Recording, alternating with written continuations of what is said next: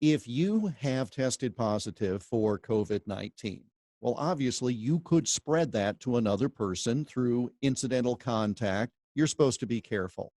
But the law intervenes when you're trying to spread the infection deliberately, doesn't it?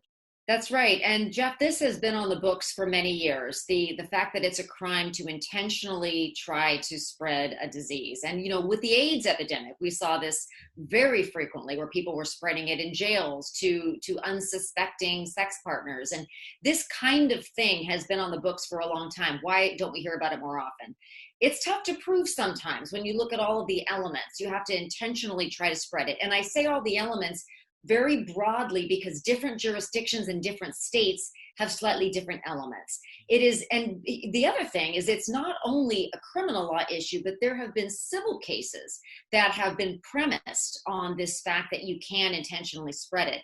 But then the problem there becomes obviously you have to prove damages. With something like COVID-19, which is so contagious, how can you really prove where you got it? Now, it's one thing if you were on the Grand Princess and you were quarantined in that floating infirmary, but if that's not the case, how do you then contact trace? That's become a sort of a term of art. Easier said than done, Jeff, especially in the civil arena. We're learning all sorts of phrases, contact trace, social distancing, words that I'd never heard before. In this case that generated the idea for this conversation, this was a fellow living with another individual. In essence, he got mad at his roommate and used it in a very deliberate manner to try to infect the roommate to settle the argument, as it were. And that's where actions and speech play a role in this, much like hate crimes do generally. That's right. And it's a very good distinction because sometimes you need both under some of these laws. And sometimes words lend meaning to the actions. And that's true both in hate crimes. It's also true in something like intentionally spreading a disease, because accidentally spreading a disease is not a crime.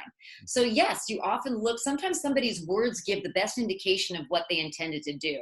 It's a beautiful thing in criminal law. Some people actually say what they're going to do before they do it. Sometimes they threaten to do it before they do it. So yes, that's why a case like this is an excellent jumping off point in sort of discussing this issue in a larger context.